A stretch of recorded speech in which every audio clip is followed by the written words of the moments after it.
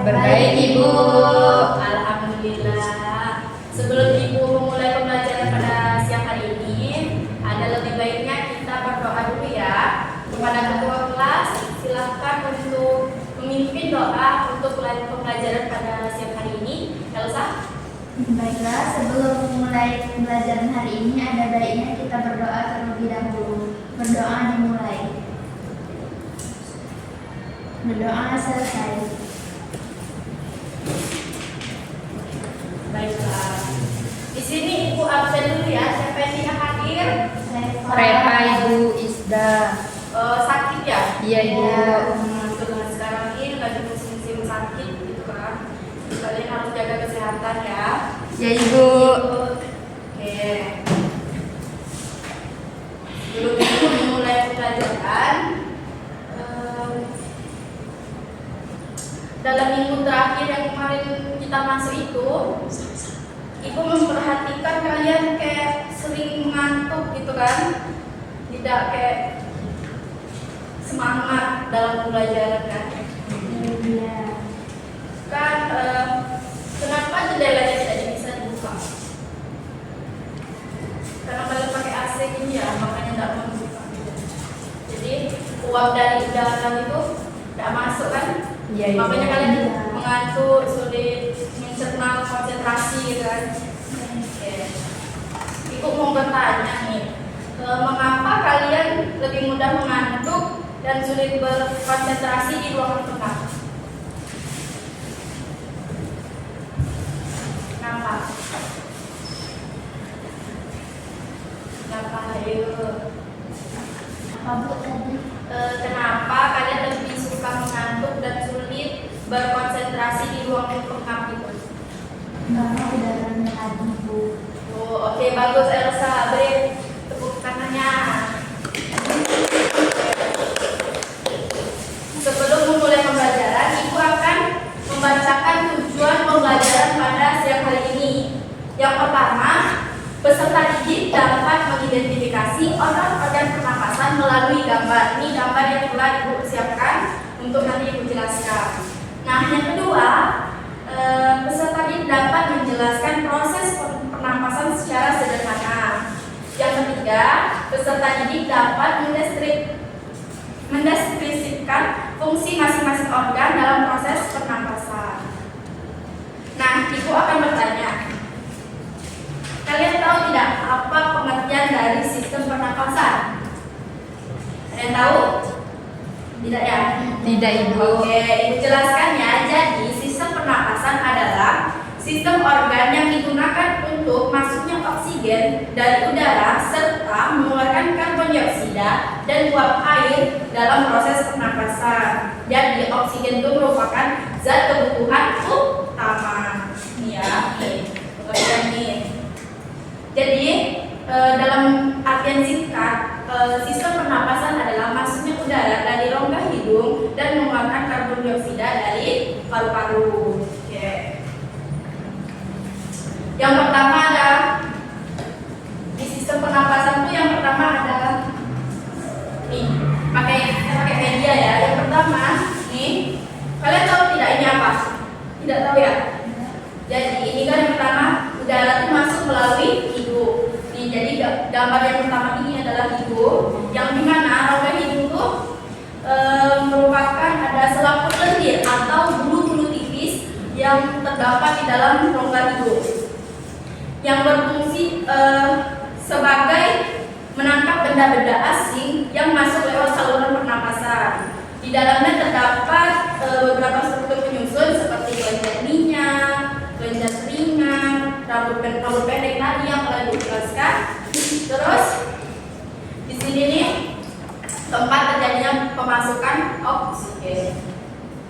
Yang kedua apa nih? Yang kedua yang di sini itu adalah namanya faring atau pangkal tenggorokan, yang dimana dia tuh tersusun dari otot lurik dengan panjang kurang lebih 4 cm, cuma di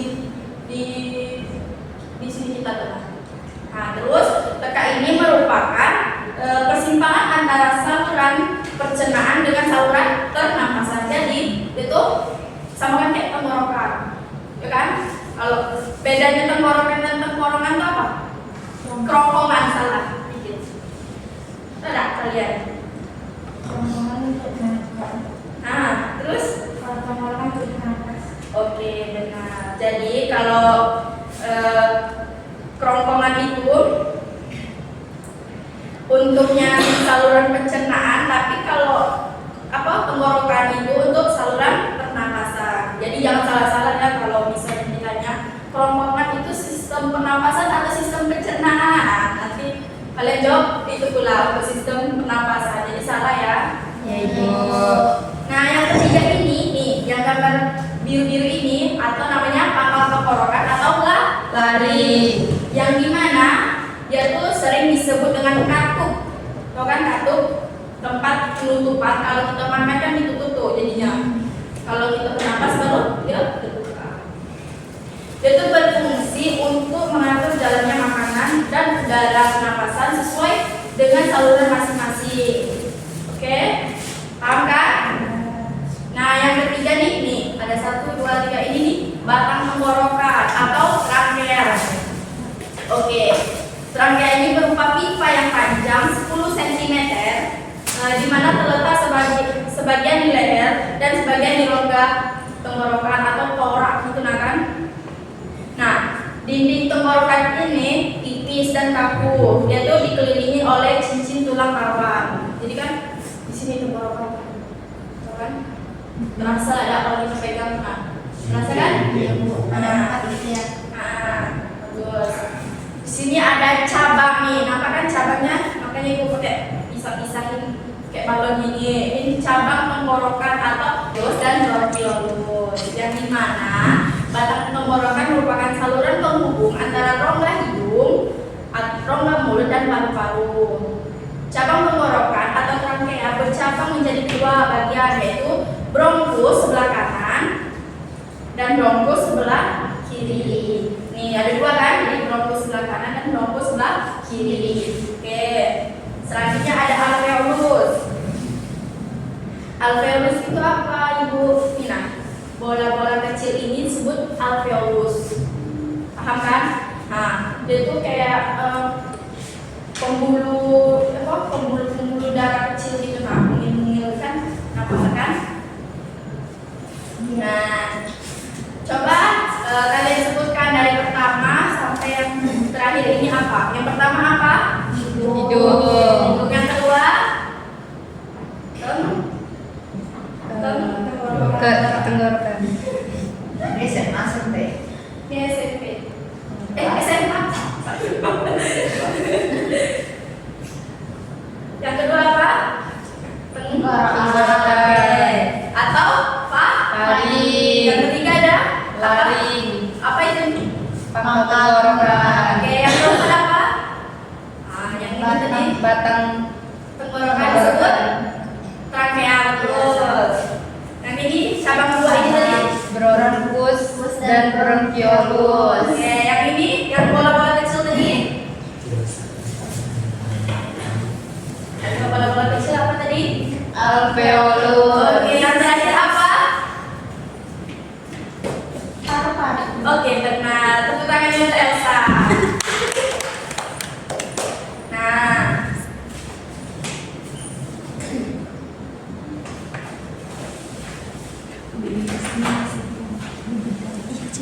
Ibu kan dari tentang sistem pernapasan tadi. Yang pertama kan dari hidung, faring, laring, trachea, bronkus, bronchiolus dan alveolus, Alveolus, paru-paru. Di dalam pengeluaran karbon dioksida. Oke, di sini Ibu ada studi kasus yang dimana ini kan orang sedang mendaki kan, nih mendaki gunung. Otomatis kan napas kita kalau kita mendaki gunung itu kan sesak sih, kayak ngos-ngosan. Nah, jadi kan pada gambar tersebut tampak orang yang sedang mendaki menuju puncak gunung yang cukup tinggi, kadar oksigen di daerah puncak mulai menipis sehingga beberapa pendaki terlihat kelelahan. Nah, dalam kaitannya struktur dan fungsi sistem pernapasan pada manusia, bagaimana kondisi tersebut mempengaruhi proses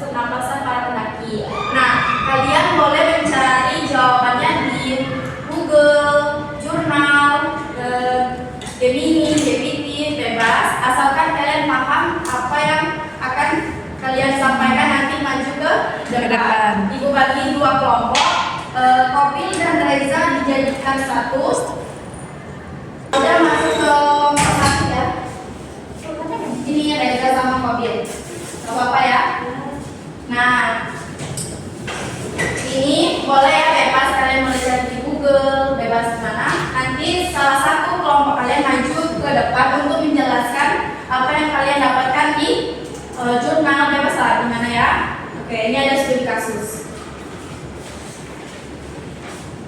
Nih, diskusikan ya. Bebas, kalian boleh di mana aja. Ada yang kurang paham? Ini orang lagi mendaki gunung, kan gunung nih. Jadi kan di sistem pernapasan itu kan yang mana? Iya. Kan di situ kan kita mengetahui, kan kita belajar tentang struktur dan fungsi sistem pernapasan. Fungsi yang mana? Kalau kita mendaki itu yang berpengaruh ya. Ya. Ada yang ditanyakan ada? Jelas. Jelas ya?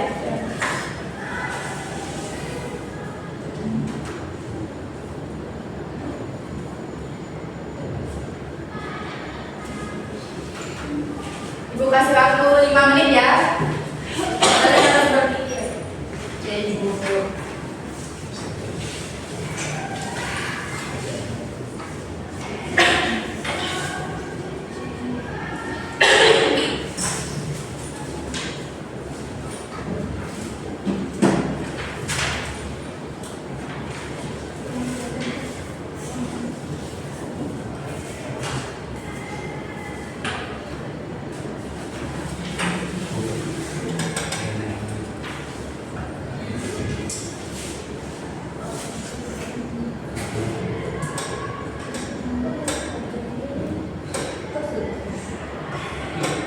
Apakah sudah? Kelompok 1 sudah? Kelompok 2? Sudah? Sudah. Oke. Baik, yang kelompok 1 siapa yang ingin maju? Biru. Ya. Maju, Mas.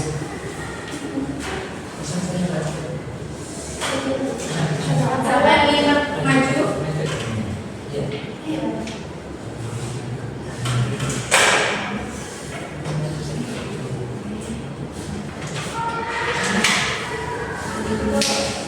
Ya, silahkan Alda.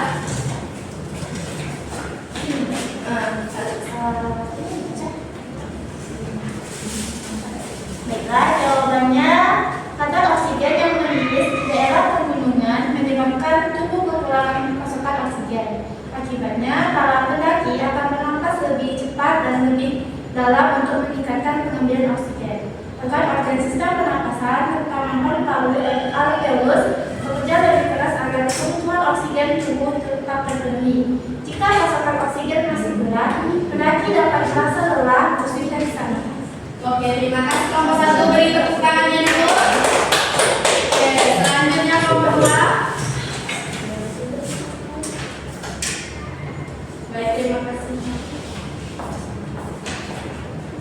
Silahkan presentasikan.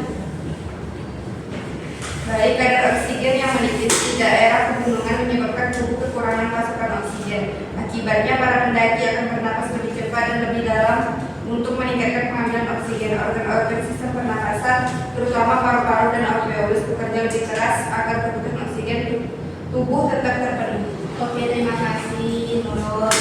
Beri tepuk tangannya dulu dong. Nah, tadi kan sudah dijelaskan di dalam studi kasus itu struktur apa yang terdapat di soal studi kasus tadi. Struktur organ pernapasannya apa? Ada tuh yang tadi kalian sebutkan, ibu sudah mendengarkan. Oke, beri tepuk tangannya untuk kita semua. Itu tadi yang telah ibu sampaikan materi pada tentang sistem pernapasan. Di sini silahkan Nurul simpulkan pembelajaran pada siang hari ini tentang sistem pernapasan. dari yang telah Ibu sampaikan tadi. Baik, kesimpulan pada sistem pernapasan manusia terdiri dari beberapa organ yang saling bekerja sama, seperti hidung, trakea, bronkus, paru-paru, dan diafragma. Setiap organ memiliki fungsi tertentu dalam proses masuknya oksigen dan keluarnya karbon dioksida. Melalui proses pernapasan, tubuh memperoleh oksigen yang dibutuhkan untuk menghasilkan energi dan menjaga kelangsungan hidup. Oke, terima kasih. Beri tepuk tangannya untuk Nurul. Nah, dicatat ya untuk materi selanjutnya. Ibu akan memberikan tugas berupa membuat poster tentang materi selanjutnya itu kita itu tentang penyakit terhadap gangguan pernapasan ya. Ada di halaman 57. Nanti itu di situ kalian nomor poster yang dimana kayak dilarang sakit gitu, nah dilarang sakit, dilarang kayak ini poster gitu kan, tahu kan?